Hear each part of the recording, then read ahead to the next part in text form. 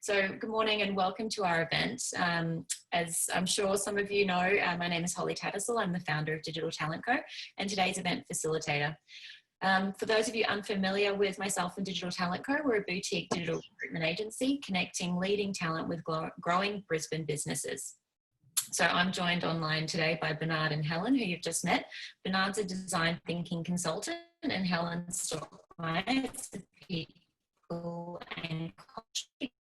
So as the biggest, starting to see more employers consider what their return to a new normal work life looks like and ask for more insights on what other companies are doing to move their business and teams beyond COVID. In these unprecedented times, it's become pretty clear that there's no practice guide, there's no best practice guide, there's no rulebook or absolute truth. Moving beyond a series of groundhog days that we've found ourselves in really requires change management, learning lessons from the past, and accepting input from the teams around us to define what our own unique new normal looks like. To do that, I've assembled this incredible panel of Bernard and Helen to work through some considerations and some practical exercises together. So kicking off by introducing Helen. Helen's truly passionate about creating work environments that increase business activity and employee engagement. When I got in touch with Helen originally because we were hosting an event on leading high performance teams, and that was scheduled for a couple of weeks ago, and obviously with everything that happened with COVID, it just became really clear that that wasn't going to be the right sort of topic. And I reached out to the attendees, Helen being one of them, and she came back with some really insightful points for consideration and discussion. So I said, well, it seems like you've got some great insights to share. I need to bring you on board on the panel. So Helen's got an impressive global career that spans from the US to the UK, Switzerland and to Australia.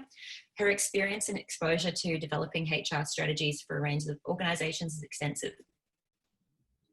An educator, cultural transformation and lead organisational change initiatives.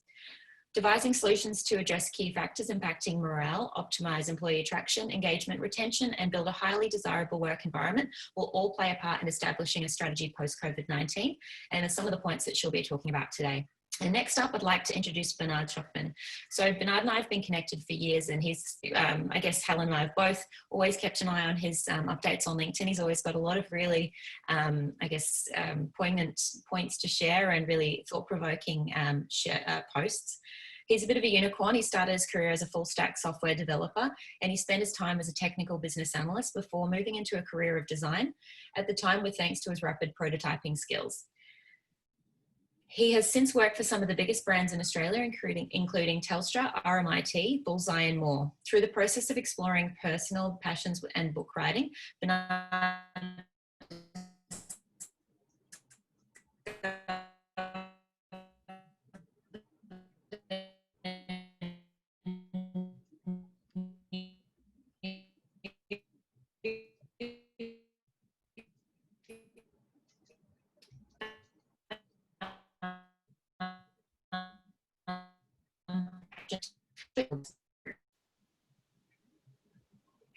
in this workshop. Can you guys hear me okay? Can you guys hear me okay? Yeah, we're having trouble hearing you. Like you come through quite metallic, like a metallic voice. It's very strange.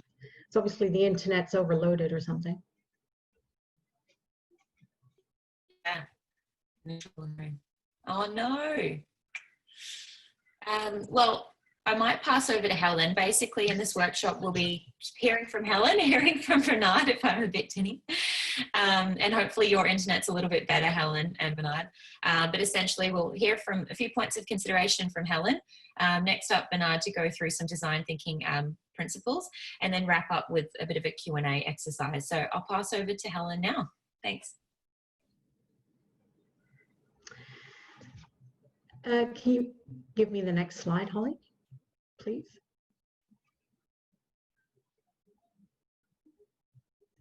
Hey, Talia. I just saw the hi, Helen, come through. And then the next one, please.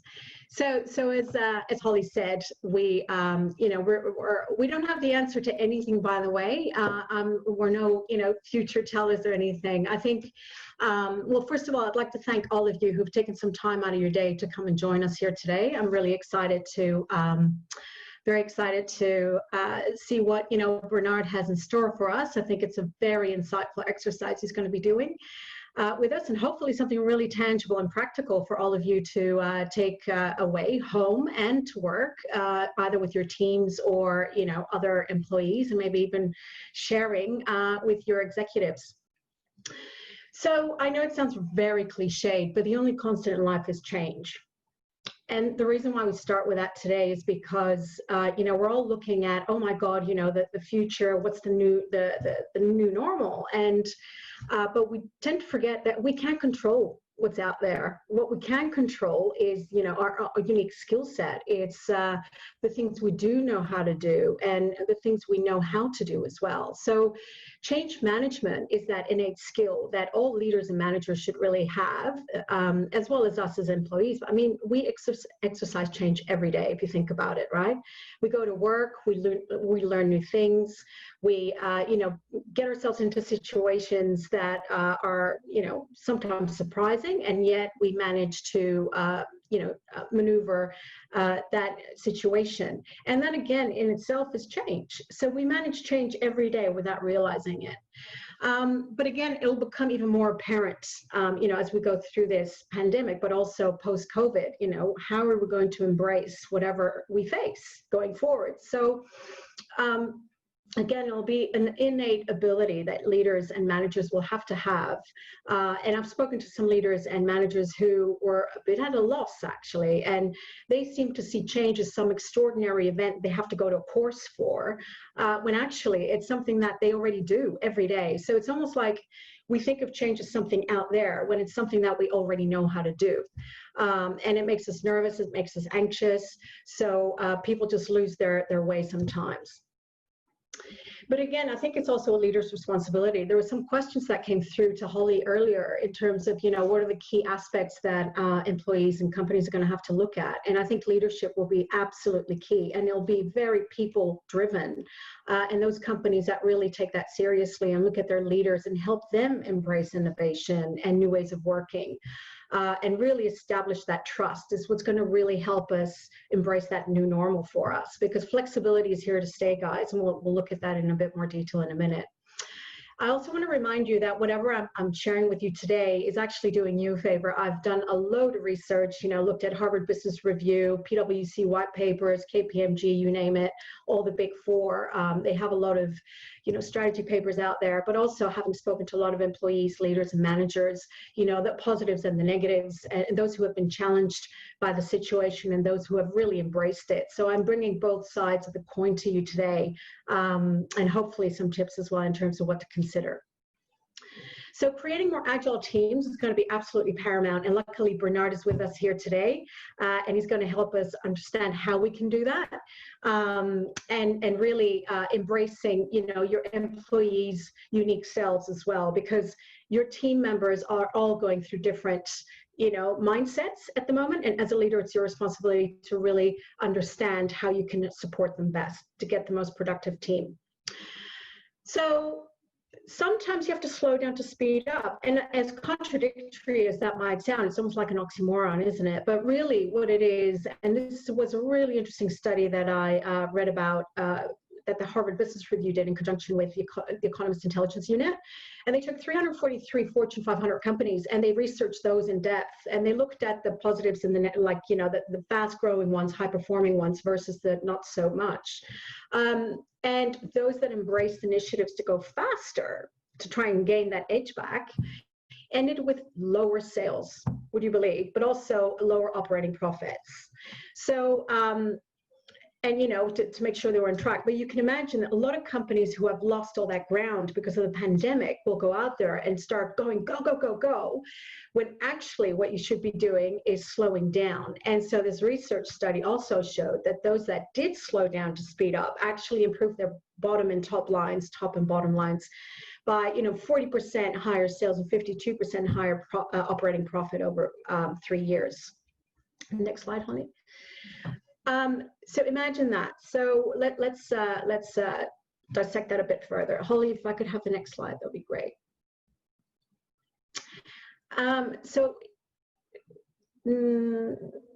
if we look at, strategically fast companies, so those that did slow down to speed up, what they had in, like, not actually where they excelled and what made them different to their counterparts who weren't as profitable and quick at, coming up to speed, was that senior leaders were all aligned and committed to initiatives of success, but also very clear on the communication of what the vision was and the purpose of the company, and try really get everyone aligned to that common purpose, because employees, don't forget, need meaning, and they need a sense of purpose to come back to work.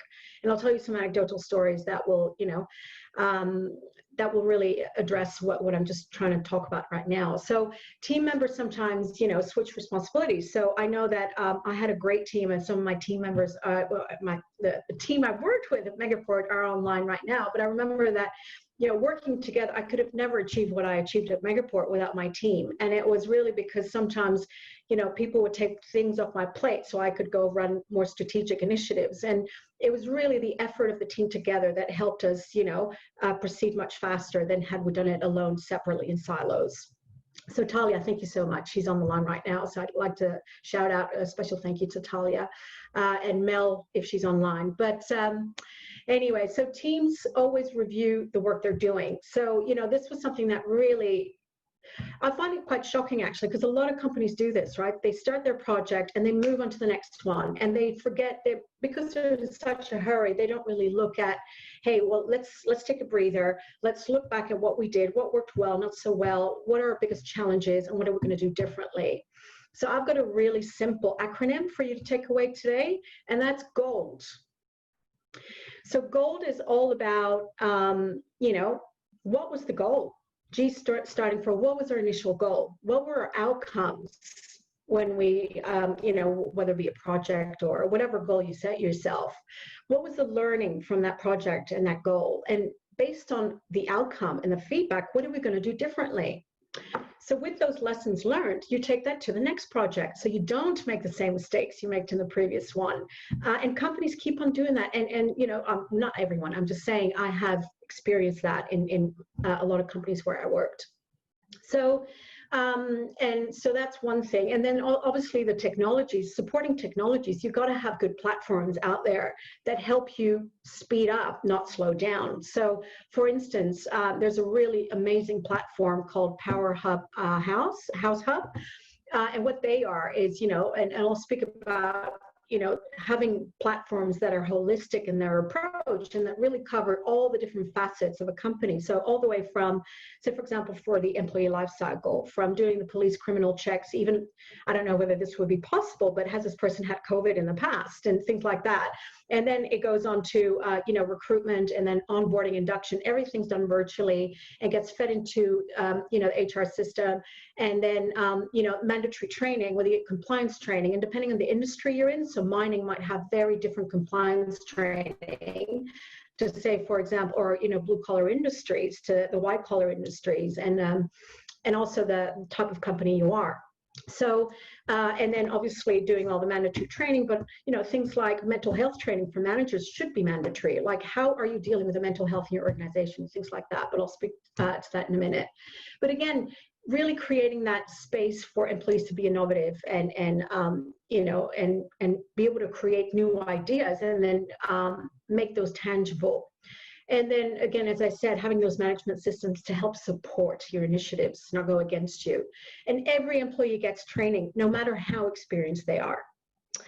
And so on the contrary, those strategically slow companies, so the ones that don't really take the time to look back and have a think about, what went well, not so well, who just go into go, go, go, go mode and, keep busy all the time, don't take time to reflect. What happens often in these industries in these types of companies is that teams silo because they're so busy on their working on their own thing. They'll come together as a team and then go away. And sometimes there's cross competing objectives, etc. So although they try to be collaborative, they often work to the detriment of, team collaboration, alignment, and things like that, and rarely make time for training and education because they're too busy. Next slide, Holly. And so yeah, I can't remember what was on the next slide. It's not moving for me. I don't know what's moving for you guys. There you go. Considerations. So again, I don't know whether you guys have come across the COVID Safe app. I put it on the minute it came out, but it doesn't work. So it's a bit slow to change. Yes. Sorry about that, guys. But anyway, I hope you can all see the screen now. It should say considerations. Just give something in the chat box if you can't see it. So anyway, so COVID Safe app is that Queensland government app. In fact, it's the Australian government app that I believe it traces all those that have had coronavirus, and then depending on your Bluetooth needs to be on, obviously, so they can trace you, and it's all confidential. They don't use it for any other purposes, but it's a way to keep everyone informed and healthy in terms of protecting you from contracting the virus. So that'd be a first consideration as companies, just to encourage all your employees to upload that. And again, you know, everything I'm going to say here, guys, nothing, a lot of you already have this in motion. Some of you might not have thought about it, but whatever it is, I'm not trying to teach you to suck eggs or anything, but these are just considerations that I thought, you know, I read about. Some companies haven't thought about it because they haven't had time. So hopefully there's a bit of something in there for you to take away. But, you know, how you manage different groups of staff depending on their exposure levels. So can you go back, Holly? It's just moved to the last. So exposure meaning, you know, do you consider what kind of industry do you work in? Do you have a lot of exposure to frontline staff? If so, consider those that have compromised immune systems, the expecting mothers. Please keep those at home as long as you can, or letting them work virtually as long as they can, as well as, you know, those with compromised immune systems, those suffering from asthma. You know, it's all those little things that I think it's going to give a lot of work to work health and safety teams, if you have those. If not, then HR will take that on. But those are the types of you know, considerations you'll have to keep in mind, and also making it a really gradual process. So how are you going to get staff back into the office? Are you going to, this is not eternal. I mean, you've heard school's going to go back on the 25th of May. And they're already starting as soon as the 15th of May. But even they are staggering their students back in. So it's prep and kindy that start first, and then grade 11 and 12. And then the 25th of May, the remainder of the classes come in. But children are apparently at less, you know, less risk than older adults. However, that's something that really needs to be considered. And I think, you know, keeping in touch with safeworkaustralia.com.au, that website is also a really good move, because there's a lot of new legislation that comes out every day, and they update their website every time. So things like, you know, how are you going to stagger your people back into work? Are you going to have your Monday, Tuesday employees and those that come back on Wednesday, Thursday, and maybe part-timers on Friday, or whatever? I don't know. You might have a completely different routine, but you got to remember physical distancing is going to be here to stay. So how are you going to sanitize your offices? How are you going to make sure that employees take that on board as their responsibility to always sanitize their desks? You know, even, do you have space in an office to separate people at 1.5 meters apart? How are you going to do that in your kitchens? You know, things like the bathrooms, how are you going to keep ensuring that it's always sanitized, and that you have, you know, hand sanitizer in every single corner of the office, et cetera, et cetera. So it's all these things you need to consider, but more importantly, those at risk in your company. So checking in with all the employees who might have health issues or might be pregnant, or, you know, those are the individuals you really need to hone in on first off the rank. Next slide, please. So with that in mind, you know, and everyone's going to have different ways of addressing this, and I think it's going to keep the legal teams, HR teams, and WHS teams, if you have those, very busy, because I think they're all going to have to really collaborate together. So yeah, again, just a note, like, be nice to your legal team and your IT team. Because you'll have to collaborate very closely with everyone just to make sure that you guys are all legally, you know, adhering to the new rules and regulations. So again, we actually, all the three of us got together and thought, oh, this is such a good opportunity to, we can't let this go to waste, which led to this quote, Winston Churchill's quote, which we thought was excellent, which is why we're here today. So now is the perfect opportunity to really reflect and plan how you optimize things like your, employer branding posts, redesigning your policies, recruitment strategies. So let's take those, or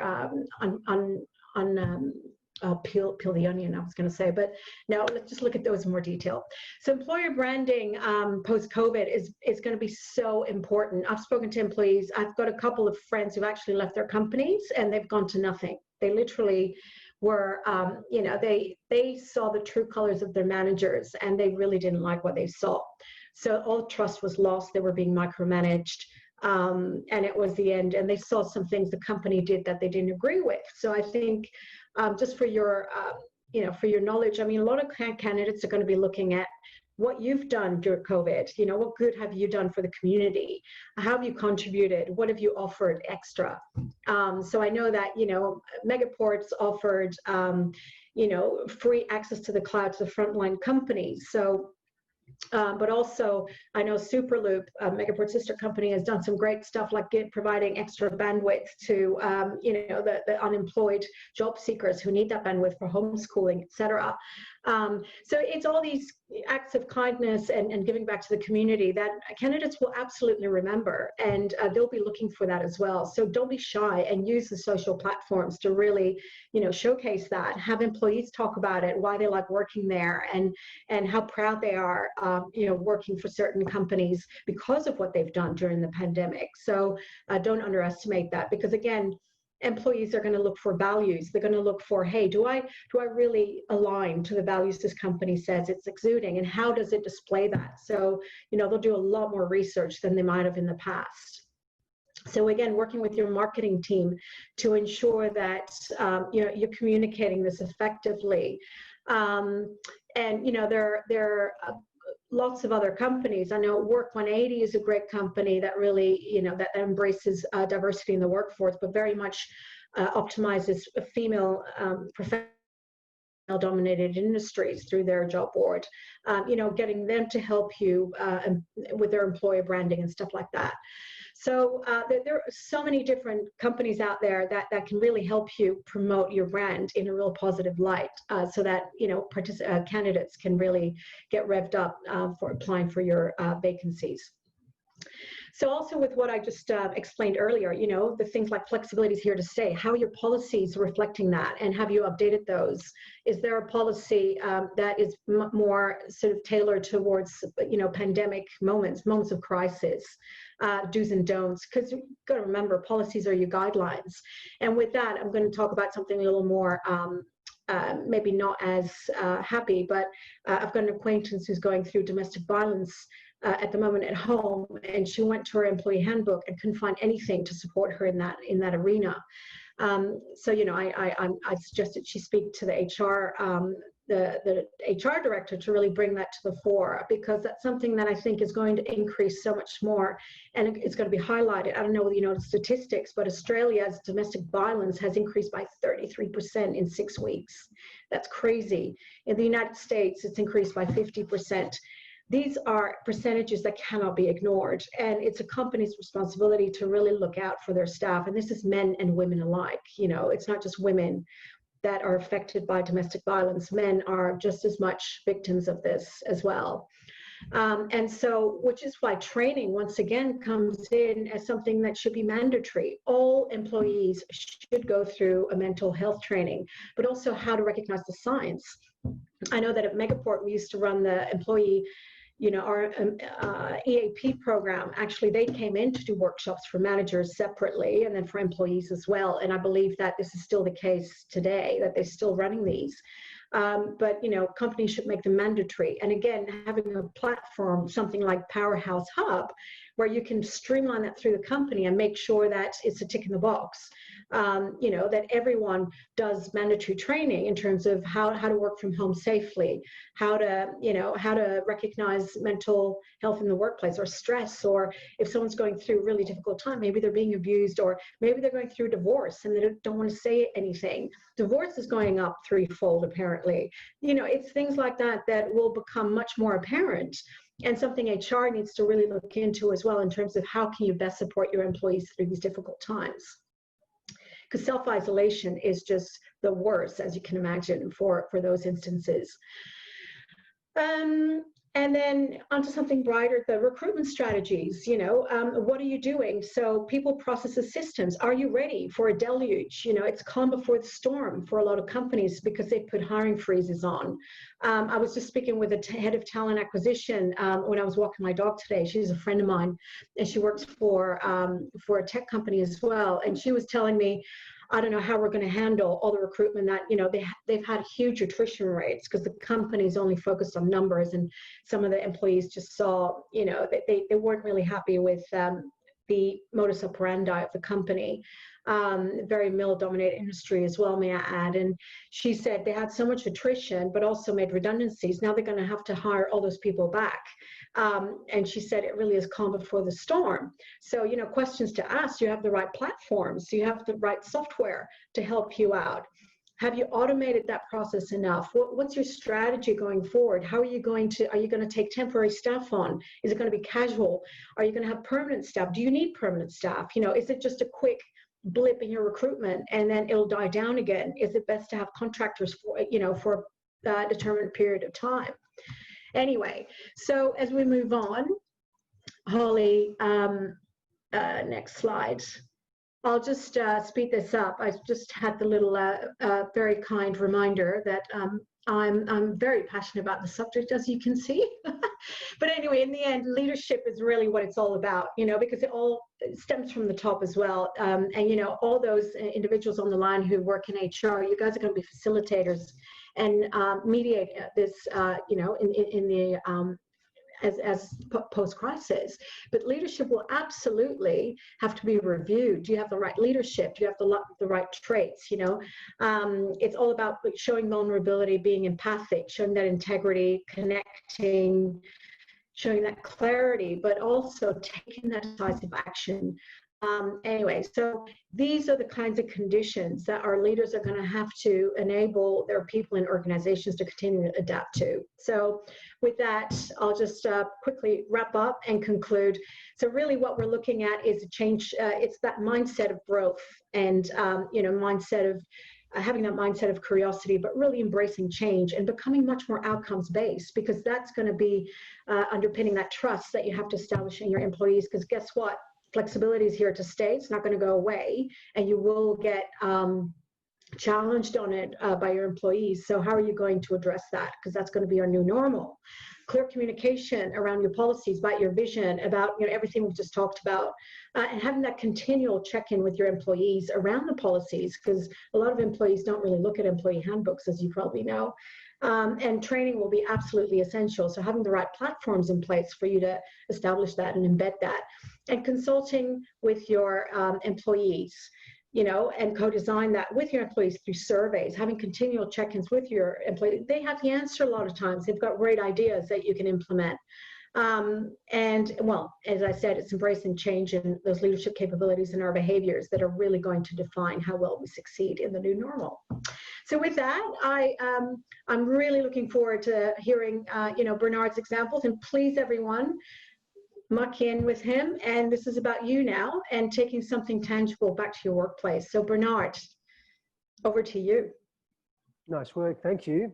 Wow, that was really cool. I'll just quickly summarize that. I heard flexibility is here to stay, just some points, slow down to speed up. I think that's huge.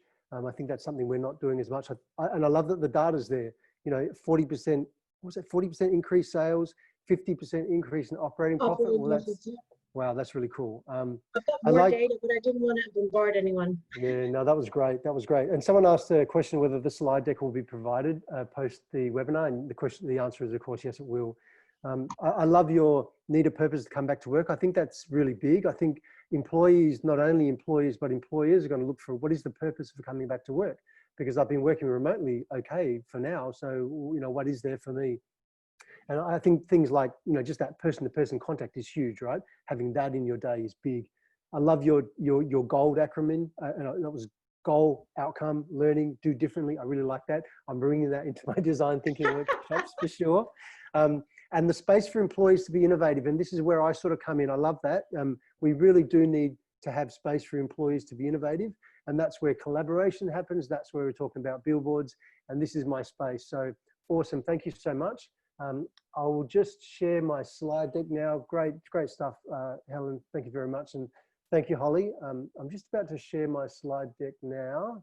I'm going to try and get through this quick because I really want to get to the workshop and get you all involved in that so you can extract some massive value from seeing what everyone else is thinking on the call today. So just give me a thumbs up. Can you see my presentation here? Holly, Helen, yeah, all good? I'm getting involved in this. That's lovely. Thank you. And I'm coming through loud and clear with voice. If for some reason my audio should get a bit staggered, Holly or Helen, just put your hand up like this so I know just to pause, and I'll just wait until you pull your hand down because I know we sometimes get that working online and remote like this, which is just part and parcel of this way of working. So, hey, thank you everyone. Welcome again. I'm going to now talk about the workshopping side of things and the design thinking side of things. So this is going to be a super practical workshop, but I want to give you a bit of background because if you've never come from design thinking or you've never seen a billboard before, I just want to give you a quick 5 to 7 minute look at what is this stuff and what's the background behind it, why does it work, and what are some of the applications of design thinking, and a couple of case studies that will be applicable. So let's quickly get through this so we can get to the workshop. Okay, so I love this quote that I think Helen brought this up, and I think we all sort of pin something to it. Never let a good crisis go to waste. Some of the background for this for Winston Churchill was when the alliance was forged between himself, Stalin, and Roosevelt, an unlikely trio that would lead to the formation of the United Nations. I think that's huge. So some really great things can come out of the crises that we're in right now, and so I think it's a good idea to keep that in mind, that some really good things can come out of it. Okay, just next slide, here we go. So I'm just going to race you through what is design thinking, what is billboard design thinking, because it's a bit of an application of design thinking. Give you a look at the framework, some of the benefits, what the billboards can look like for teams, and look at some case studies because they will be typically applicable to the HR area here. And then let's get into this workshop. All right, here we go. So what is it?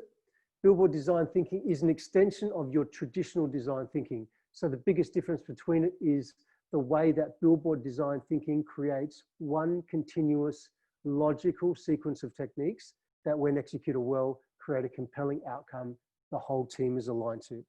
So let's explore that a little bit more. So let's have a look at the framework quite quickly. A billboard looks something like this. There is a start and an end, and there's pieces in the middle. So it's a sequence of team conversations. We start on the left, we follow the design sequence, and we finish on the right. Each conversation is a question and a template for content. So we bring that template, we bring that process. It's up to you and your organization, your team, to put in the content. And following the conversations, you would create a compounding effect that drives the desired outcome. So what we're doing, so for instance, in piece one frames piece two, and piece two actually, what's the word for it, compounds. It compounds the argument. So as we actually go and create all this content, we're also creating an underlying narrative why this is the best way to actually approach this solution for the particular problem at hand. All right. So conversation billboards, the benefits, team collaborations are designed to drive outcomes. Let's look at the benefits. So a conversation is a billboard designed to align your team while driving the specific outcome. Designed into these billboards are contribution, decision-making, prioritization, and productivity. So you literally just, I remember one client saying, oh, we just rock up here and we just follow the plan and we get our outcome. And that's exactly what happens here. We deliver a team-created solution, a narrative to why you believe this is the best approach. All right, let's continue on. So this is what it sort of looks like. I've blacked out some of the faces here just for privacy, but in the days where we were actually doing this face-to-face, there'd be a very large A0 poster on the wall. We'd start from the left with the team and we work through each particular question and template with the team to uncover their data and their content. And then at the end, we'd actually get the outcome. So let's drive a little bit further into that. What do billboards for teams look like? Well, we've designed some for HR and digital collaborations. Let's have a look at what they look like. So in the digital side of things, there is a project vision jam. There is a product vision or a service design jam. There's DevOps stuff. We've done that just, I think, about a month ago. We did one of those for an organization. We break things into agile sprints. We have marketing vision jam. On the HR side of things, there's performance management we've worked in. new ways of working, and more. So this is some of a taste of how we've used design thinking to apply that thinking into billboards and create sequences of conversations that organizations can have at specific points along their product lifecycle or along their project lifecycle or whatever it may be. Let's continue. Next. All right, lovely. So this is a billboard that we've designed, purpose-built, specific for this particular problem at hand. So it's a lightning workshop, meaning we're only going to do this over a period of minutes. It might be 15 or 20 minutes we take to do this, not the 4 to 6 to 8 hours, which is typically taken to do a workshop like this. Experience has shown that 4 hours actually is not quite enough to get a good fruitful activity out of a workshop. At least 6 to 8 is. And that's because people like to talk about particular points that must be talked about in order for everyone to comfortably move on to the next conversation piece. And at the end, to sort of put hand on heart and go, this is the right solution for us. Let's go ahead and do that. Okay, so just to give you a few case studies, we've got a global mining company, an iconic Australian company to look at. So in this global mining company that we've worked with, they are obviously across the world, 55,000 employees. They were looking at reworking performance management for this company. And as you can understand, the 6 global HR managers flying into, it was Brisbane, Australia at that point. And what we were looking at was to identify what performance management looks like for this organization. There's people in mines, there's people in trucks, there's people in offices, there's people in remote locations. How do you performance manage all these different sorts of people? So we were engaged to come in, work with these 6 global HR managers, and it happened in 2 particular phases. In the first phase, we did a little bit of design thinking education. We designed a billboard workshop that they could take around the globe and run with their employees, because they wanted input from their employees on how they wanted to be managed. We designed the workshop with them. We created a global calendar to get them around the world, and then we executed we provided support for execution. We did not execute. The HR managers executed it within their organization. We provided support around those particular workshops. In phase 2, the content all came back.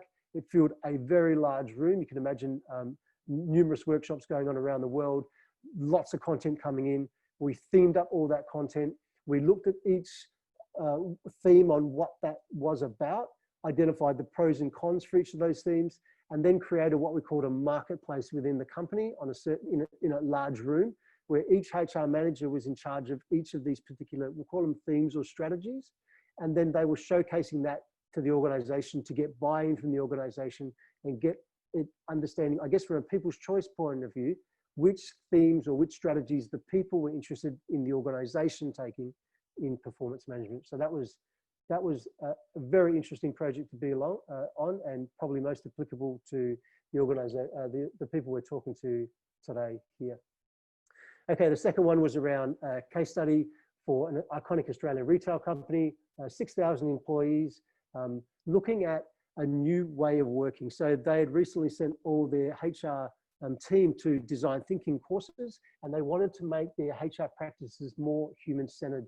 And so we were engaged to identify a new way of working for that human resources department, and also bring in Agile into that HR department so they could work in a more agile sort of way. So in phase 1, we actually came in and looked at the business strategy on all the projects they currently had across a calendar and helped them split all those projects along the calendar in a way that was meaningful to them. And in phase 2, we came in, we looked at their new way of working, we created a new way of working from the choices they wanted to engage with in terms of process. And then we actually designed an agile sprint wall to help them consume the projects and the expectations in HR and get them out the door and get them into the organization. All right, enough talk. I think we are, yep, let's get busy. All right, so what I'm about to do here, I will unshare my screen. And if you can go into the chat window, and you'll find the chat, I'm just about to paste a link in there for you.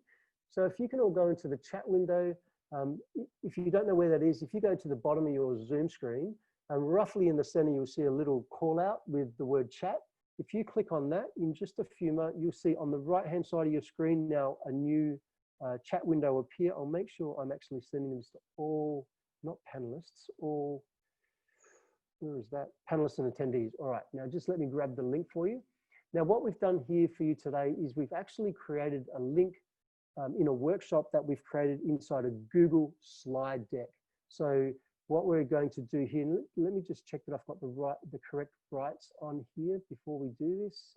Where is that? There it is. One moment. I'm just making sure that you can all access this. Okay, perfect. So I'll just copy that link now, and I'll put that into the deck, into the chat box. So let me know. Here that comes now.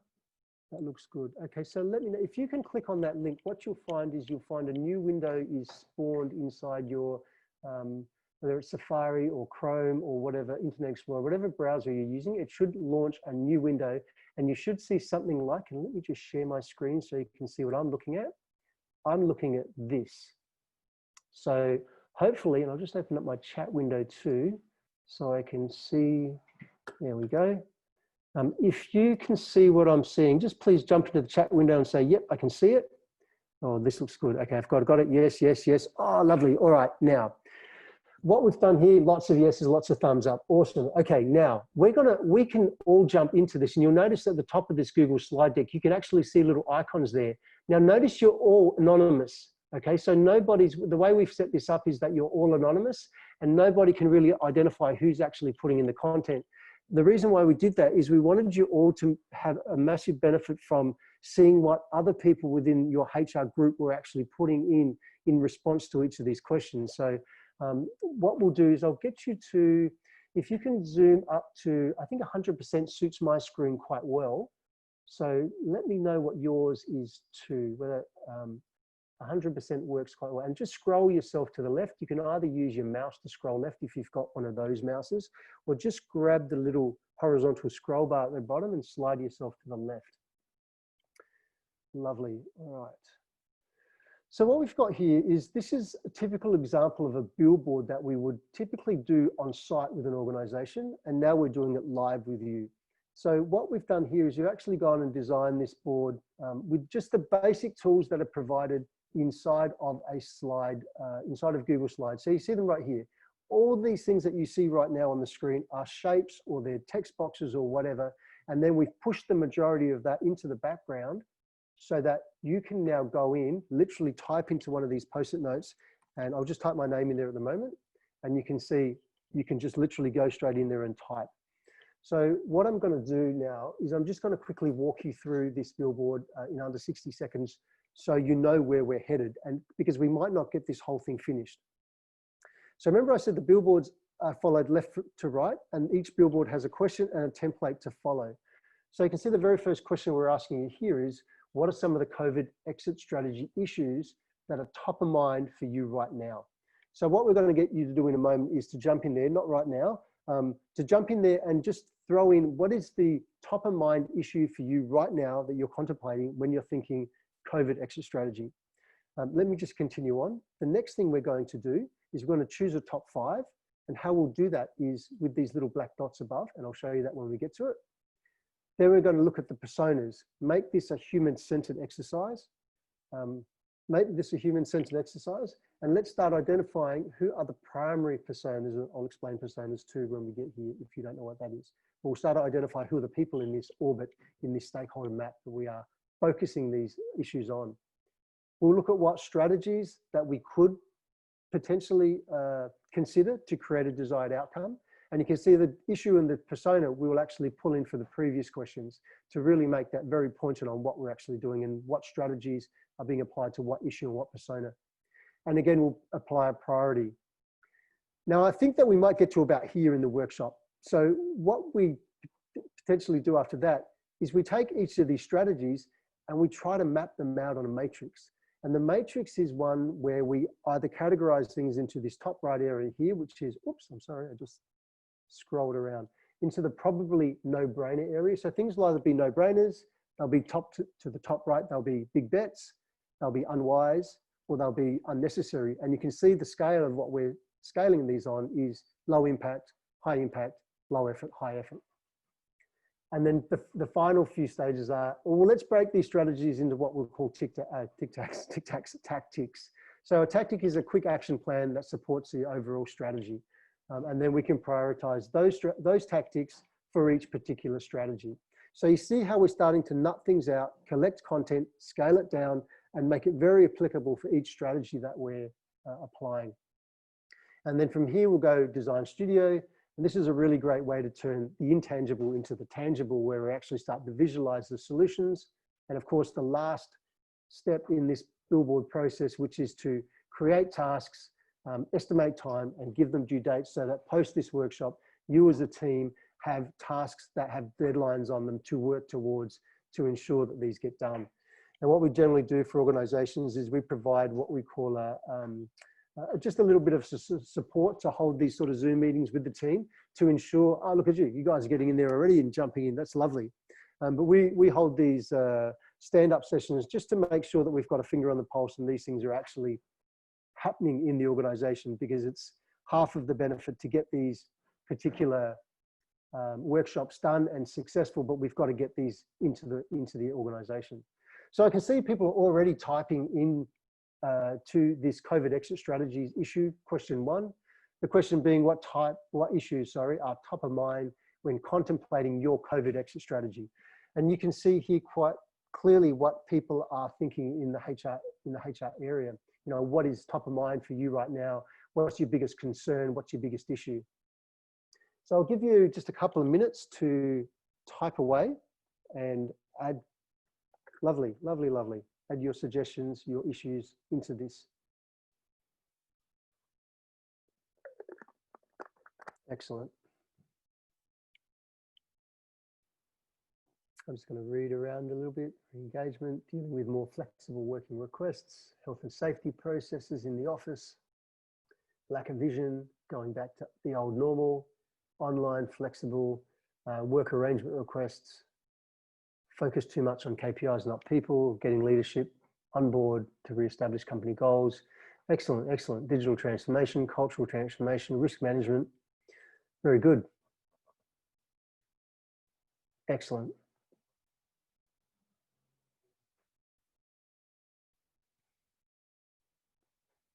Okay, I'm just going to let you continue because I can still see people are typing. I'm quite happy to allow you to fill this up. I think this is where the value, a lot of value will come into this, seeing what other HR managers and specialists are thinking around this sort of topic.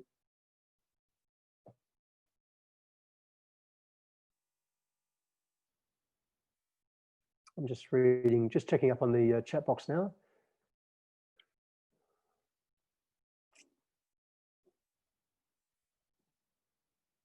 Okay, so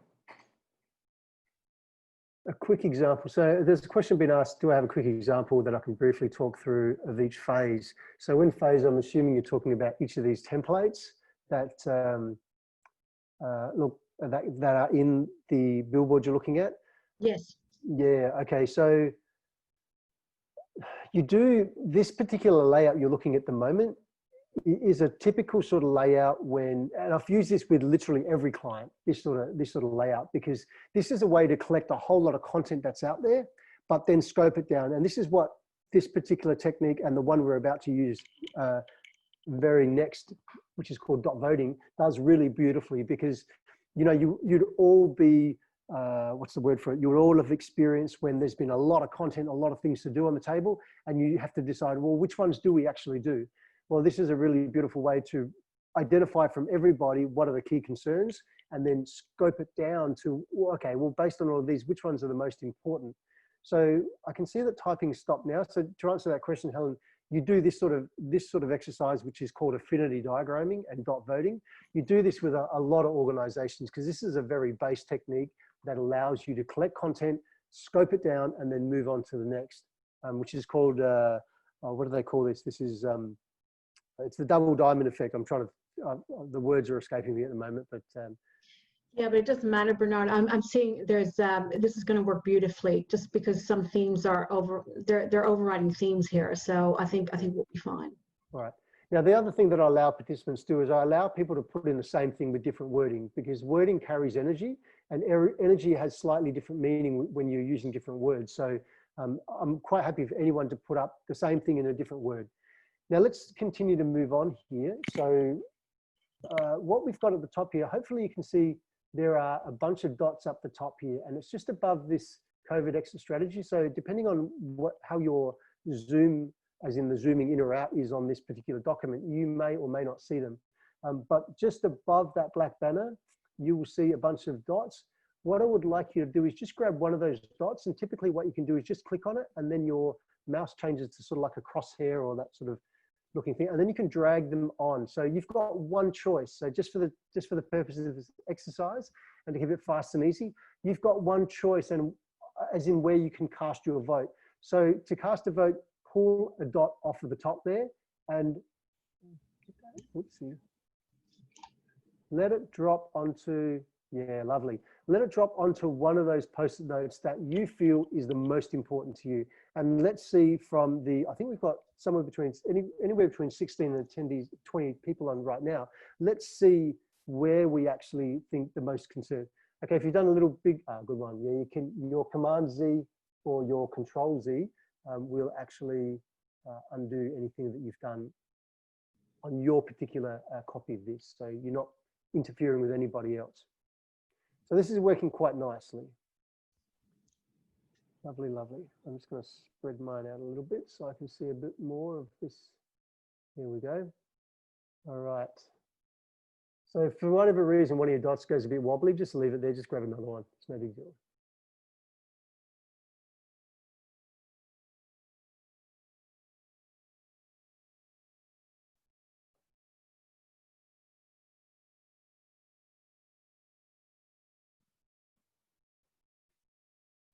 Okay, checking time.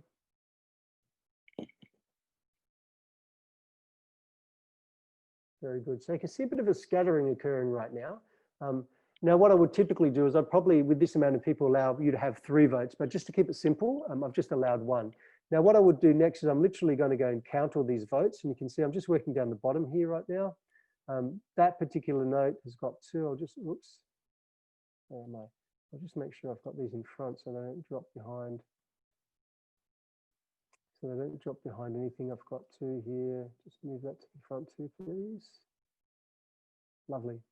And I've tried to use just a basic tool. You notice I'm using Google Slides and not something like Miro or Mural, just to show that you can do this and you can accomplish this without those tools.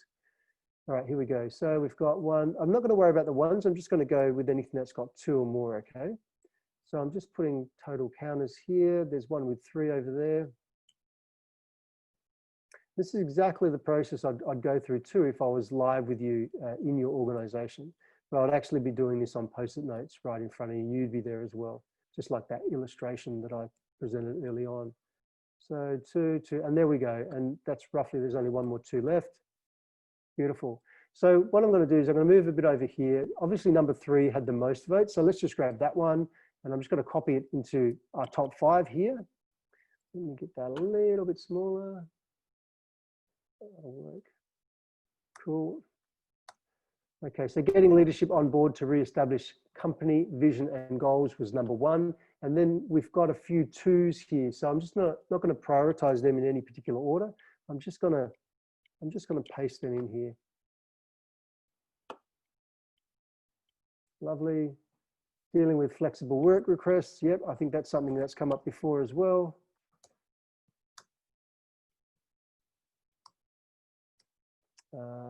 Ongoing flexible, that's pretty much the same, but let's grab it anyway. Lovely. And this one up here, I think I've done this correctly. Pivoted is another one, pivoting, but let's not worry about that one just yet. Let's just grab these ones.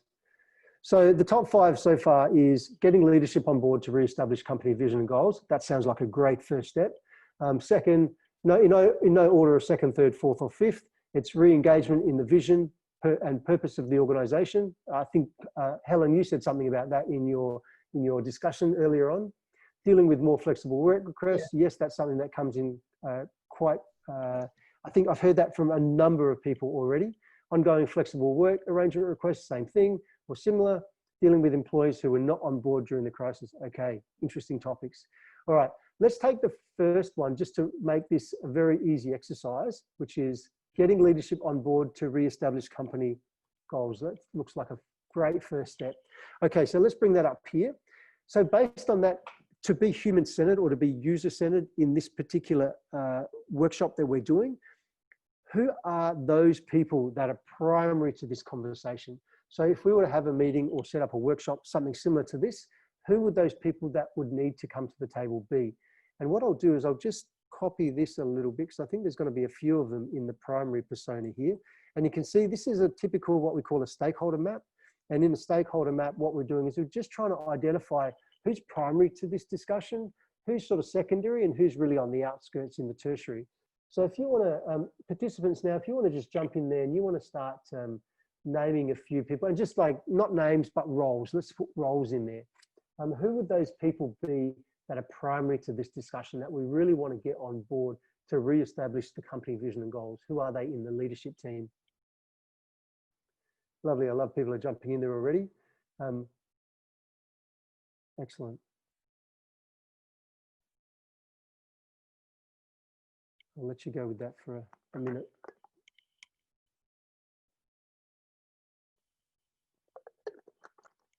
This is working wonderfully.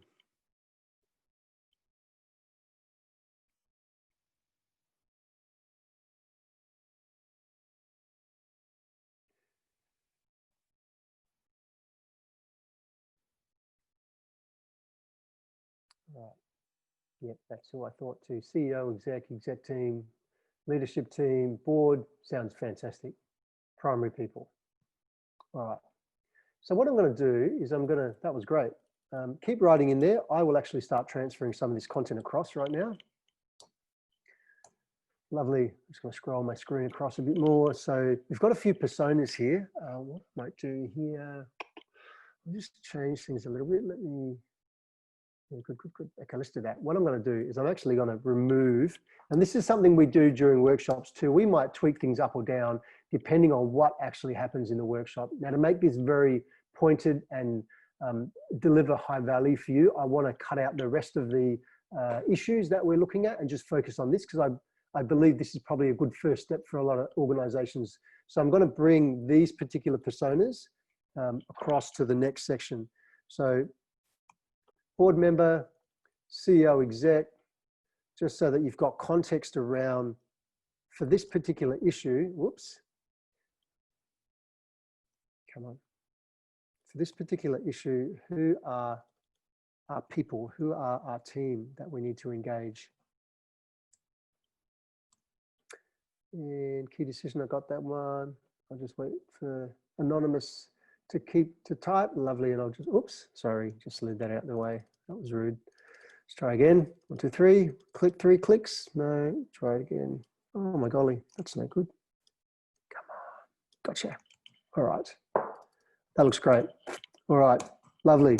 So this looks like a great challenge to start to break into strategies. So if I've got senior, that's just on senior management is a little bit, I'm just going to advisory board, I'm just going to put management in there as well, because although it might be something that some of them may act as champions. So if you've got some senior management on board in with the exec, key decision makers, CEO, board members, you might have some champions that you're already filtering down in the team if you're actually starting to engage some of those people, and you'll know who they are in your organization.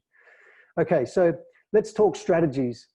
If we're thinking about getting leadership on board to re-establish company vision and goals, then, and our people, or what we call personas, are a board member or a CEO, an executive, key decision makers, leadership teams, etc.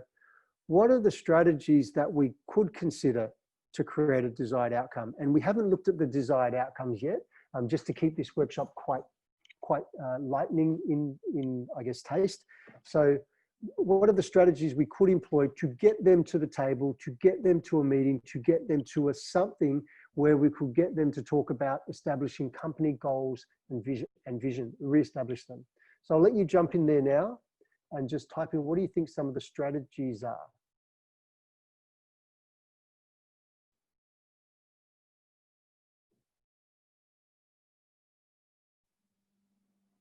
What are some of the things you could do? What are some of the meetings you could hold? What is some of the content that needs to be seen? What is some of I'm not sure what it is, but engagement surveys, lovely. That's a cornerstone. So actually creating the engagement survey between potentially when prior to COVID to now would actually give you some sort of engagement score where you can actually take that back. And of course, that's a leading metric. Lovely. Okay. Okay. Someone's on their mobile, so they're not able to participate. No problem. And what I might do too is I might just go and grab a copy of that. So what I'm using at the moment is I'm just using a bit of a screen grabbing tool of mine where I'm just grabbing a copy of this, so I've got a record of it. Lovely. All right. And then I'll just go back to where we are. Here we are, next one. Okay, I can see you're starting to add some of that in. That's lovely. Comms plan, legal ramifications, ensure buy-in. Okay. So I'm assuming something like some sort of, is it going to be some sort of meeting, some sort of planning session, some sort of offsite? I don't know, some sort of remote offsite. And we're already remote, but what's going to happen to engage these particular leaders in re-establishing the company vision and goals based on some of these strategies you're putting down? Awesome.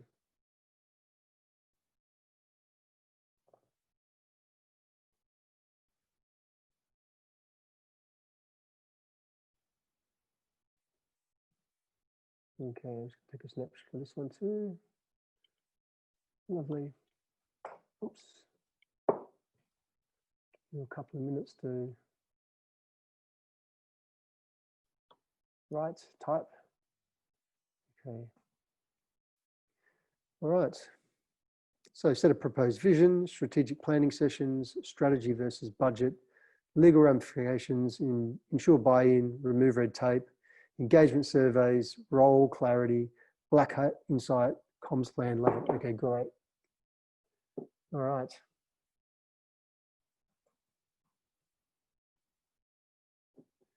Okay, the next thing I'll get you to think about is voting. So if you could, based on our issue or our challenge and the particular personas that are affected, what would be your most, what would, to you personally, individually, what is the one strategy that you could not live without? Let's see if we can put a dot on that. So please go ahead and grab your dot from above. There are plenty of dots there. Just grab a single dot and place it on, for you individually, what is the most applicable strategy you think you could begin with to engage these particular people in that conversation?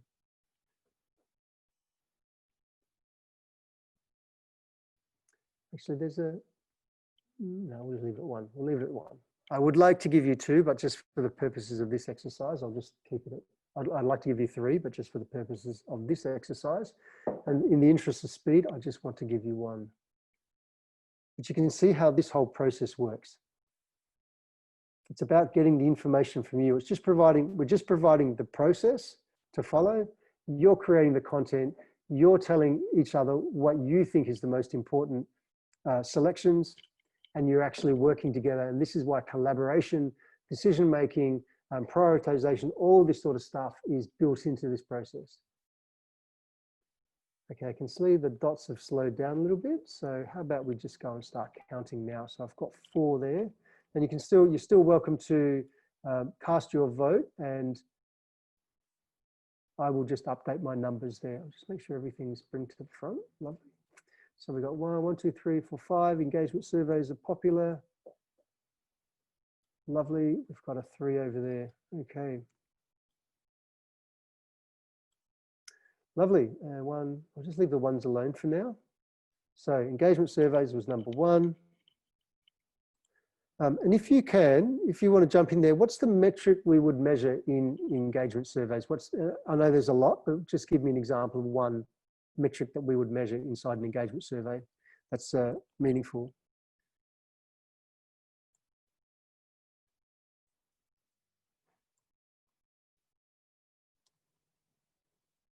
Okay, 3. Lovely.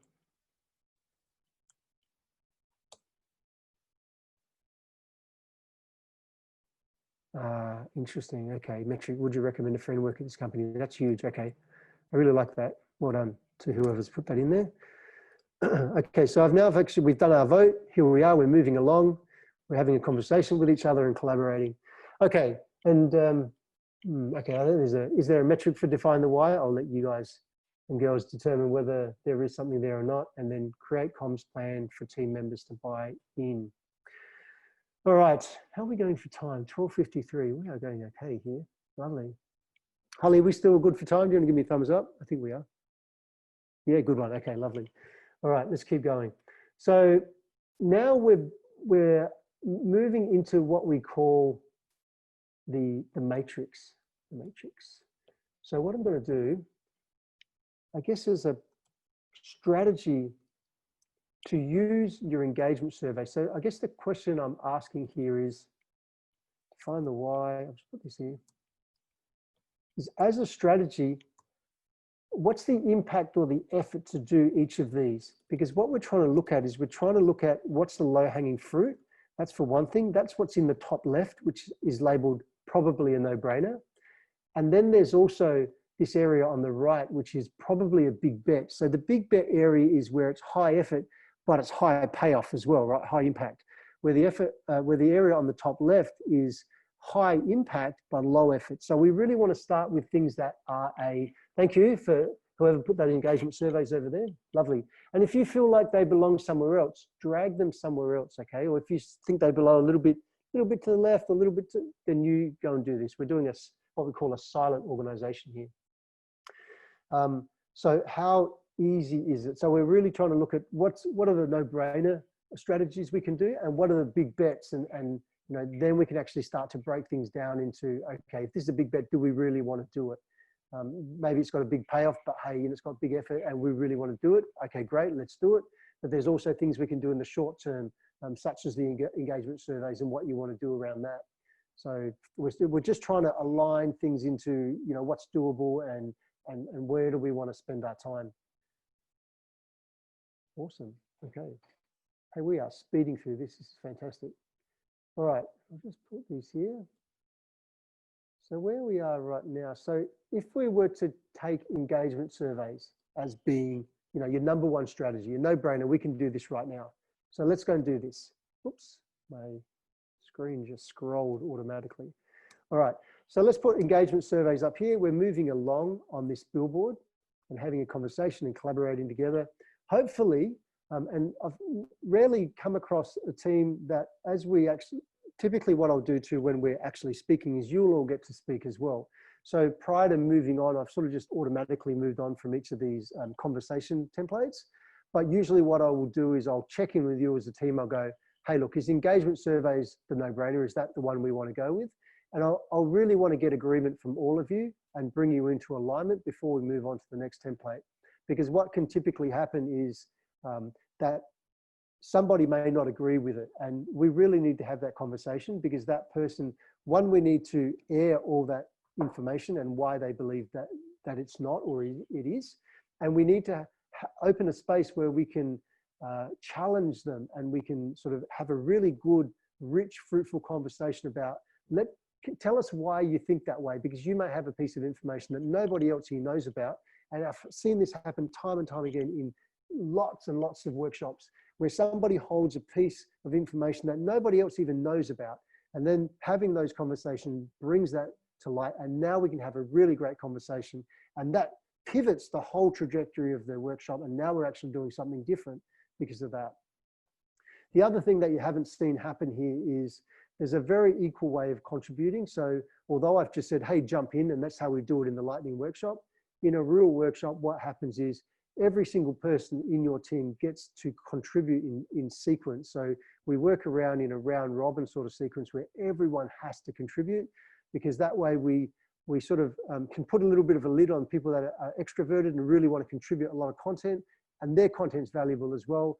But there's also people that are quite happy to sit in the background and not contribute so much, and we want to hear from them as well. So there are rules that we really do not break in these workshops, and we're breaking them all over the place here because this is a Lightning workshop, and we're just literally wanting to get through this workshop so you can see how they actually work and why they're so valuable, but also that you can take away something from this workshop that's valuable to you and your organization. All right, let's think about tactics. So for engagement surveys, if engagement surveys is the strategy, and we really don't have a defined statement around what that strategy is, but I'm sure you all can draw some sort of statement based on your role because you're all in this area. So what are some of the smaller things we can do? So identify the individual tactics for this strategy. And of course, there's a definition of a tactic up there. It's a quick action plan that supports the overall strategy. So jump into question 4 and start to contribute some of the, what are the little things that we can do? What are some of the action plans that we can do to actually get traction on this and support that overall strategy? So please jump in there, everyone choose a different post-it note and start typing. Hopefully we won't jump in on the same post-it note. Let's go and let's put that in. Thank you, who's ever started that, that's great. As you think of them, please just grab a post-it note, the blue one, click into it and start typing.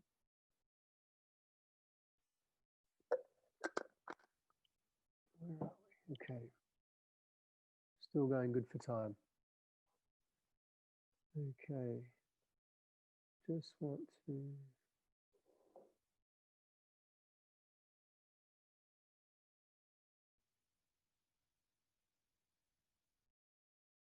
Just going to check my chat box, looks fine. Cool. Okay. I'm just reading someone's comment. Okay, so the comment's being made. I guess this is an example for a larger organization rather than a smaller business or a startup. I'll let you know, I actually ran a similar thing like this yesterday for startups. And although they were individual startups, I presented to them case studies where we've worked with startups that were there was only 3 people in the startups. And we ran through this process with them and it was incredibly fruitful for them. In fact, within 12 months, they quadrupled their team from 3 people to 12 people and started selling their product a lot more easily because it was the experience of the digital product that wasn't quite right. So in that workshop, we actually ran through something very similar and created a new experience design for their digital product to get it into hospitals around New South Wales. Now, this does work for startups. When it's for individuals, what I do is I actually break up each of these particular, what we'll call them conversation templates, into their own slide in a presentation. And I can show you what one of those look like post this session, because I did one yesterday for individuals. So I'll show you, it does work for individuals. It is better for a group of at least 3 to 5 people because you need numbers to do this. But it does work. And just to answer that question, just reading the comments, because it's targeted to aligning a team. Yes, it is. This is all about team alignment. It's about aligning your team so that everybody can have a say. And that by the end of the session, as I said, everyone put their hand on heart and go, I think this is the right thing to do for us. This looks really great. I've had my say, I'm on board, I'm engaged, I've contributed, I'm part of this solution. This is great. So this is the whole intention of running these sort of workshops. Okay, let's continue. So let's vote. So obviously, again, this is a good example of collecting content from the team. We want to always scope that down and really shrink that down into the big things that us as a team decide are the things. We don't want to do everything, right? So again, go and grab a dot from the top area here and place it on the one tactic that you believe is the one you cannot live without. So when you're ready, just grab a dot and put it on the one that you individually, personally, that you think based on your experience with the organization and other organizations and where you are right now, what is the one for you?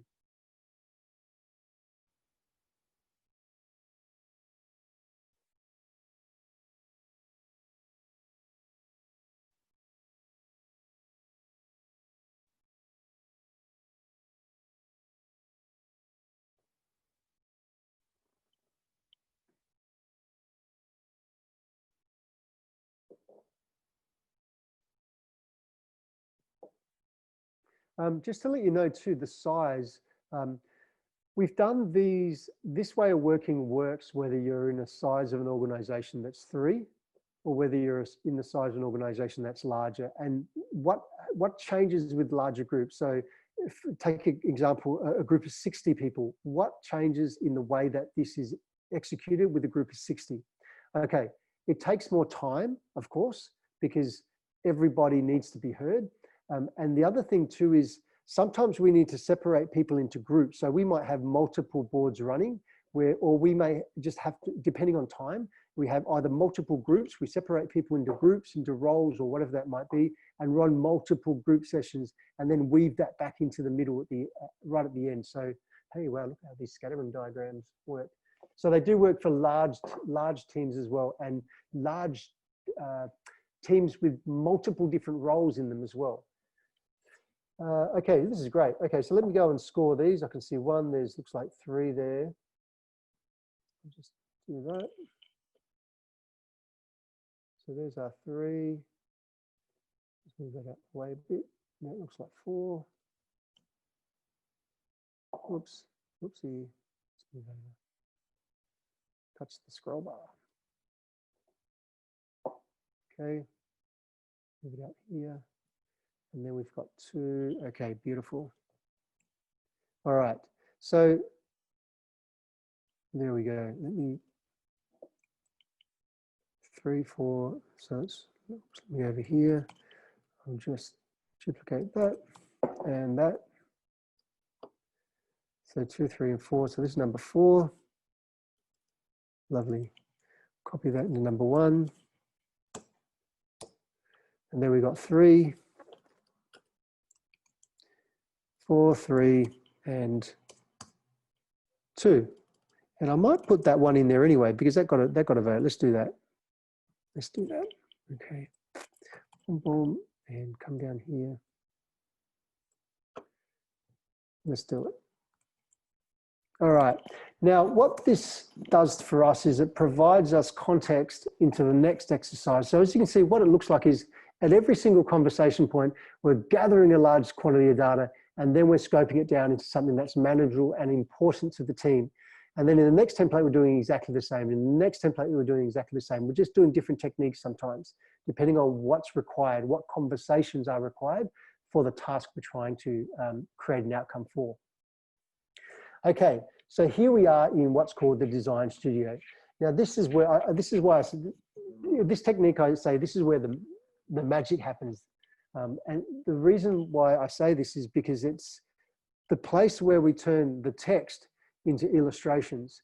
And you can see one of the examples I've given there in the background is if we were to apply this to a digital app or website or product or whatever that might be, they are sketches of the actual digital product. And we'll actually storyboard that right out in a UX jam, right? When we're actually defining what does this product look like.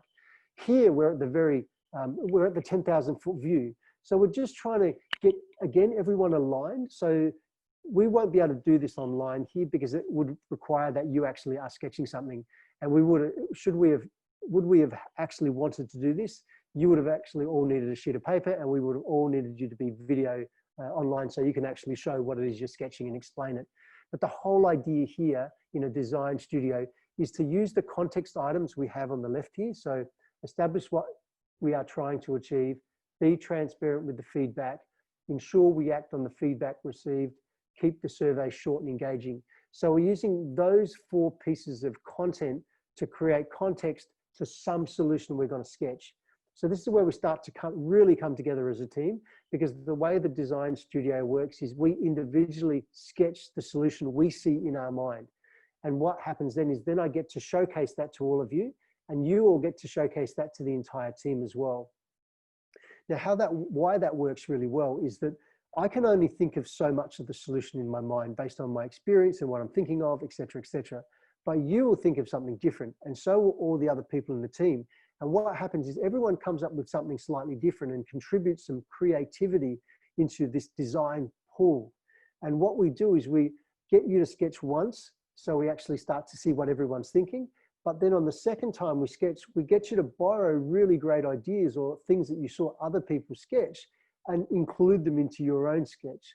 And by doing that, what happens is that all the good ideas start to get borrowed from everybody. And now, so your idea is now in 3 other people's designs, and my idea is now in 2 other people's designs, and so it goes. And on the 3rd time we actually illustrate what this solution looks like, we're either working in 2 groups or we're working in 1. And so what we've done is now we've actually zoomed in and scoped down on exactly what we're going to do to execute this strategy. And although we might not have all the details, we are definitely in agreement and we have all the big pieces of the picture in place. And that's how a design studio works. We won't do that today, but that's typically how that works. Now, following from that, just visualize in your mind, you've all gone through this design studio. You are actually now looking at one solution that you've all contributed to and you've all come up with. So you are all in alignment. And the next thing to do is to literally break that down into tasks and actions on who's doing what by when. So this is where we as a team will go, okay, this needs to be done, and this needs to be done, and this needs to be done. And then we'll go, okay, Holly needs to do that, and Helen needs to do that, and Bernard needs to do that, and Rose needs to do that, and Nikita needs to do that. And so we're throwing things around to different people who are the people that need to be doing those tasks, and then getting estimations and due dates based on that. And now we're starting to get into not only what we're doing, but what those tasks look like and how it's going to get executed. The only thing we provide following this is we provide the sessions, and I'm doing one right now, to organizations where you're just providing the stand-ups. And what a stand-up is, it's an agile practice, an agile scrum practice where you just hold a meeting, everyone stands up in a circle, and we just report on what we're doing. So every single day, sometimes a team will decide to do this 3 times a week, maybe it's twice a week. It's just a period that works well for you and your team. But we will stand in up and we will report on where we're at here. So the whole team can see where everyone else is at, that we are making progress and we're creating traction, and that these are actually getting done. And should anything in that stand up, if I have a problem, I go, hey, I've got a real problem with this, it's a bit of a blocker. Holly, outside of this meeting, can we have a chat so you can help me work this out? Or Helen, outside this meeting, I need you, can we have a bit of a chat because I need to work out what this is about. So those stand-up sessions are literally 15 minutes where we all come together, we have a little bit of a huddle. I tell you what I did yesterday, I tell you what I'm working on today, and anything that might be blocking me. And anything that's blocking me is taken outside of the scrum, and that's where I have a one-on-one conversation with somebody, as you will too.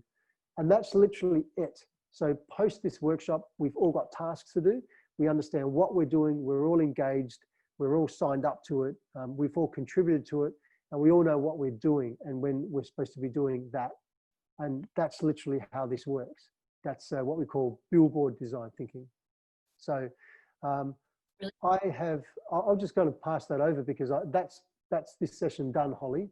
So I'll just pass it over to you and we can actually get some questions for the team or wherever you'd like to go to next. That's it from me.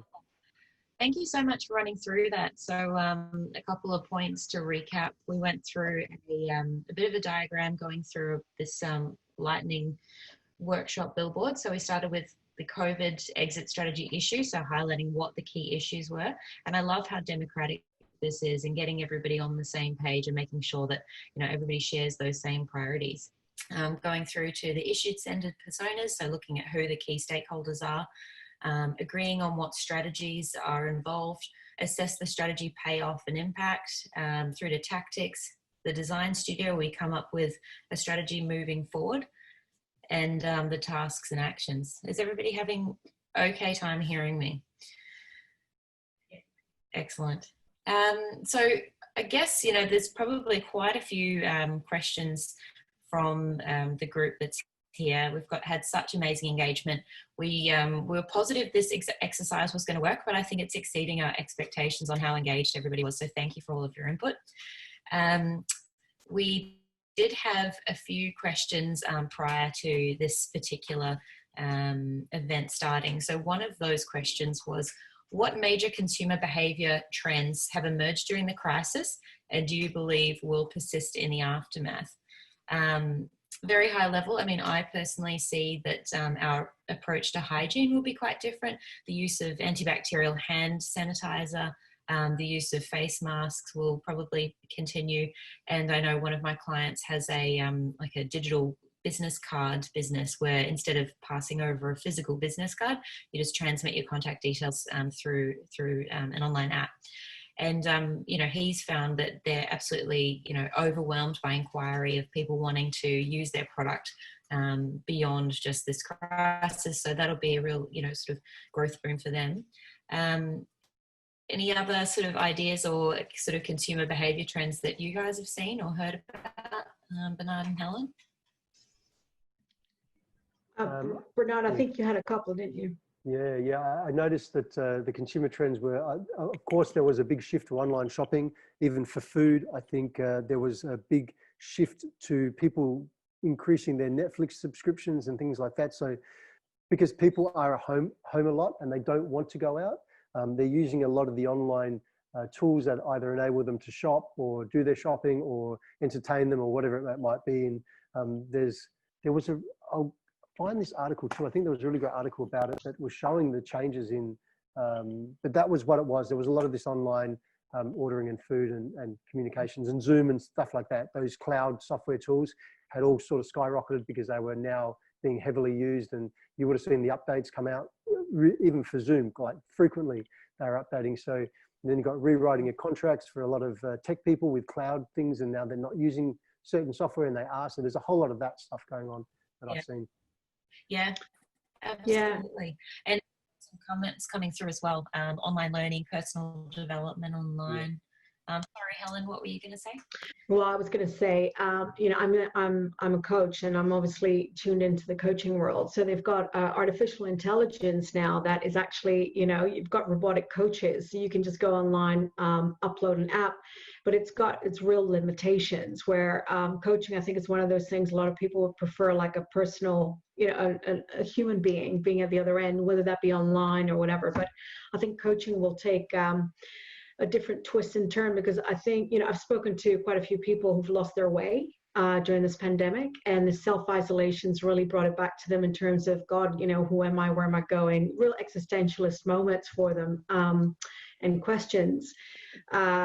So I think that would be one thing, but also exercise is a huge thing to keep sane. So people know that, you know, releases endorphins and dopamine and all that. So there's a huge, you know, there's also a brain reaction in the brain, a chemical reaction that happens that it releases those feel-good hormones. And so online gym apps are going to be huge, I think, because people have noticed, actually, I don't need to leave my home. I can just do my workout here in my garage or something, you know, and invite my neighbor over. So it's one, and I don't have to touch any equipment as well. So back to your sanitizing aspect, Holly, I think, you know, that combined will actually really encourage people to do more gym at home or just work out at home, because there's so many different apps. Some are free, some you can actually, you know, tune into the gym, the local gym, and just have I know what's it called, fit job or something. They have, I live in the Morningside area, and so they used to have get-togethers on Saturdays in the park, and now they do it all online from the studio, but everyone still, you know, dials in. So it's things like that that'll change as well. Yeah, absolutely. Did anybody online have a question for us, or for Bernard or Helen? There was so much content covered, and it was all just, I guess, you know, really asked some poignant questions. So does anybody have anything they'd like to go through? Otherwise, I can go through more of the questions that have been submitted previously. One of the things that I was sort of curious about, Bernard, was, is there any way to sort of prevent groupthink when you're working through those lightning billboard exercises? You know, sometimes I guess you see people come together and the consensus happens, you know, because they want to agree and they don't want to be the outlier. Do you sort of work through that aspect as well? When you say group think, does that mean everyone's thinking the same way? Is that what group think means? Yeah, nobody wants to disagree or Yeah, I'm thinking the thing that comes to mind is to invite some of your customers to the table here, like especially your raving fan customers, the people that just promote you all the time. They're the great people to invite to the table, because now you're getting different perspectives from how they are thinking, and not just you, but you know, that way that group think can be counteracted. And I guess what I'm trying to say here is just invite more people to the table. Yeah, try to widen the net a bit. Yeah. But I haven't really noticed groupthink. What I have found in working this way, because there is a very purposeful way of stepping forward and making sure everyone speaks, everyone gets a vote. If you have to, there are a way we can anonymously vote and things like that. you remove a lot of the bias. And even what I've noticed is organizations coming into one of these workshops will have, they think they know the solution is, and they'll go through it. Halfway through, they're going, wow, that's actually not the solution because of X, Y, Z or whatever. And they start to pivot and move into a different direction. And that's lovely. That's what you want to see. You want to see people that discover their own solutions to their own problems and are really engaged and, what's the word, bought into it. Yeah. Yeah. I know, I agree. And I think at the start, if you agree on what the objectives are, then people are more likely to authentically work through what they believe to reach that end goal that they've all agreed is most important. Yeah. Lovely. Okay, we haven't had any extra questions. So how about one more from our pre-submitted questions? I think we did flag this one, Helen, but it's important to raise. What are the possible flags to the budget, i.e. impact areas?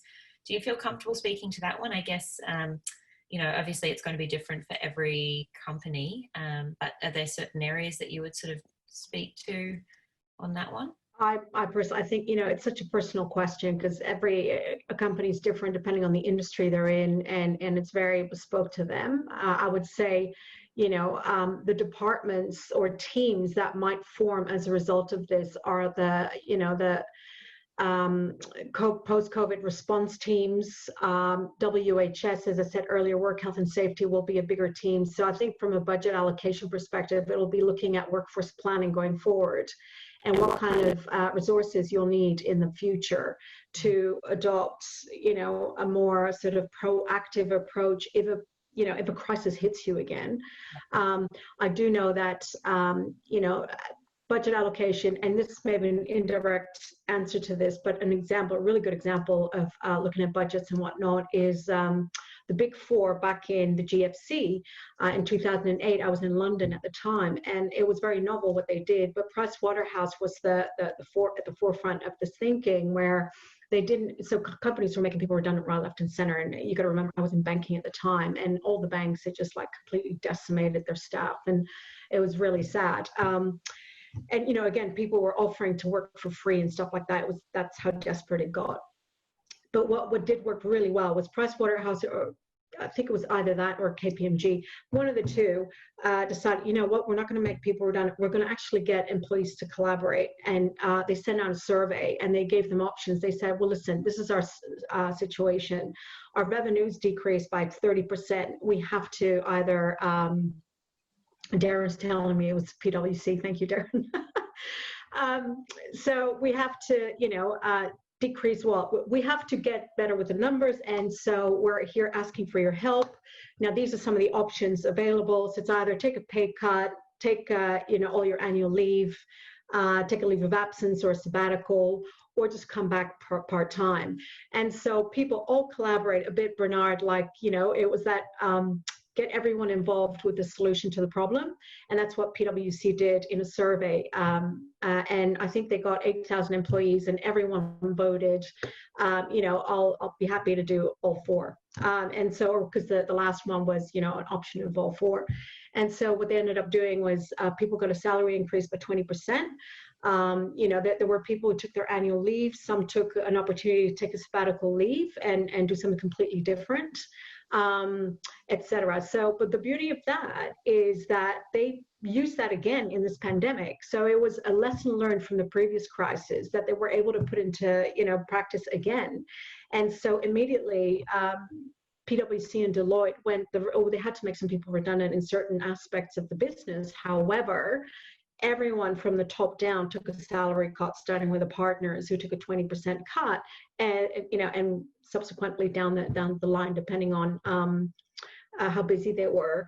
Now, Fujitsu, for example, is another company that was very creative in redeploying, and they went the route of upskilling people. So even if you were a senior solutions architect or a project manager, you were going to be taught how to be in a call center answering requests from clients and complaints. And so they upskilled them in a very short time frame. And instead of making them redundant, because that was an option, was they redeployed them in the business. And so when the going, when things pick up again, these people will be able to go back to their previous jobs.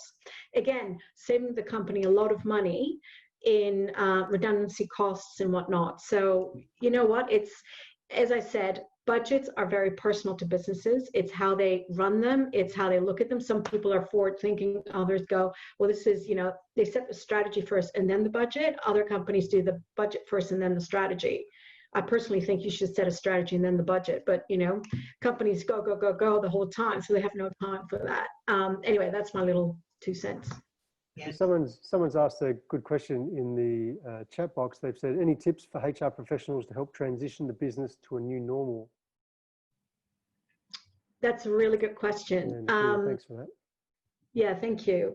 I think at the end of the day, as I said earlier, it really is about collaborating. So employee surveys are a really good start in terms of understanding where people are at, how they're feeling. What are some of the biggest challenges they've had? So I think it's a matter of, the executive team needs to be very vested into this as well, whereby it's communication is key, transparency. What are the biggest challenges we faced during this pandemic, this crisis? What have we learned? As a company, what are we going to do differently? So again, just bringing everyone into that conversation, I think, is where it should start. And then each team needs to obviously, do some workforce planning around, okay, so what does our team now look like? What are our biggest challenges? What should our priorities be? And the likes of Bernard can come in and facilitate those discussions, obviously. And it's those types of conversations need to happen now, not later. Because this pandemic will stop. We'll get over it, and it will pass. But we need to be ready to take that next step and act accordingly. Yeah, that's what I was thinking. Employ your employers to come to some of the, some of these raving fan employees. You know the ones. You know who they are. Get them along to some of these workshops, or even conduct workshops in your different departments to sort of work out, well, what's your new normal now for IT, and what's our new normal now for HR, and what's again, and get the people to help you define that. That's exactly what I think some of the organizations I've worked with, it's the people's choice. It's let them tell us how they want it to be. These are the raving fans, people that go and say, to the next door neighbor, come and work at this company. This is great. They'll tell you how it needs to be. So I 100% agree with that. Employ your employees to come and tell you how they want the new normal to be. Yeah, absolutely. Absolutely. And come out on top, because this is a great opportunity to bond the team together. It's been a collective experience that we've all had. You can reshape the way you engage with your employees. You can, define what that new normal looks like together, whether or not, you have people in your team that really need more remote work opportunities. How can you show that you care? How can you develop your employer brand and attract people that realize that you have, as a company, have the values that they want to work with?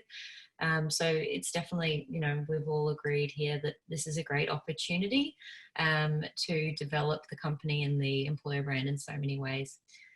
So we might wrap up there. If you want to get in touch and get any more support in redefining your new normal, please feel free to reach out to them directly. We've also spoken about doing another follow-up workshop, so we'll have a chat about that. So thank you all so much for your time. It's been a long event, but I've absolutely loved hearing from these two over the last couple of weeks as we've put all this together. And again today, it's been absolutely really interesting insights. So please put your hands together for Bernard and Helen at home. Thank you. Thank you, everyone, for coming. Yeah, thank you for signing up and participating. Without you, it just couldn't work. So, it was really great to see all that. Thank you. All right. Awesome, guys. All right. Well, have a great afternoon. All right. Thanks, Holly, for mastering the facilitation of the slides. Yes. and You've had Kayla so in the background many trials and tribulations. Making it all happen. It's annoying. It's good. We need a bloopers reel now. Thank you, Holly. All right. See you later, guys. Bye. Bye.